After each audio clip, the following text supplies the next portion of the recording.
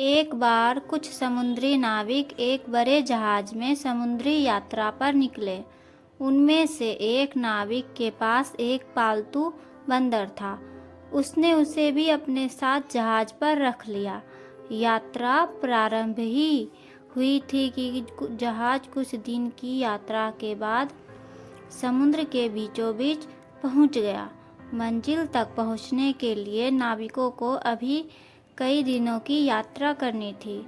इतने दिनों तक मौसम नाविकों के लिए अच्छा रहा था, लेकिन एक दिन समुद्र में भयानक तूफान आया। तूफान इतना तेज था कि नाविकों का जहाज टूट गया।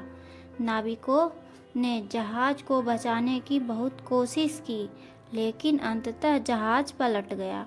नाविक अपनी जान बचाने के लिए समुद्र में तैरने लगे। बंदर भी पानी में जा गिरा।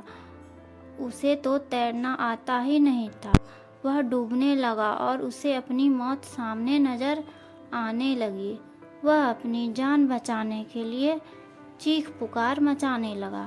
उसी समय एक डॉल्फिन वहां से गुजरी।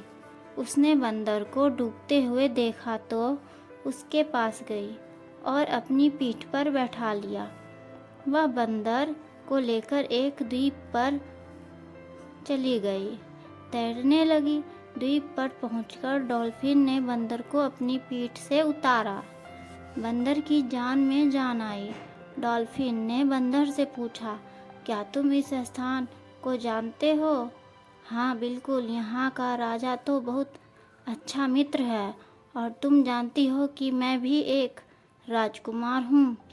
बंदर की आदत बढ़ाकर बोलने की थी। वह डॉल्फिन के सामने बड़ी बड़ी बातें करने लगा। डॉल्फिन समझ गई कि बंदर अपनी शान बघाड़ने के लिए झूठ बोल रहा है, क्योंकि वह एक निर्जन द्वीप था जहाँ कोई भी नहीं रहता था। बंदर की बात का उत्तर देते हुए बोली, ओह, तो तुम एक राजकुमार हो।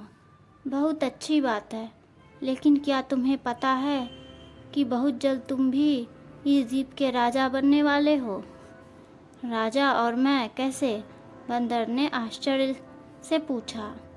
वो इसलिए कि तुम द्वीप पर इकलौते प्राणी हो, इसलिए बड़े आराम से यहाँ के राजा बन सकते हो। मैं जा रही हूँ, अब तुम अपना राजपाट संभालो। इतना कहकर डॉल्फिन तैरकर वहाँ से दूर जाने लगी। बंदर पुकारता रह गया और उसने झूठ और सेखी से नाराज डॉल्फिन उसे वहीं छोड़कर चली गई। व्यर्थ की सेखी बघाड़ना मुसीबत को न्योता देना है।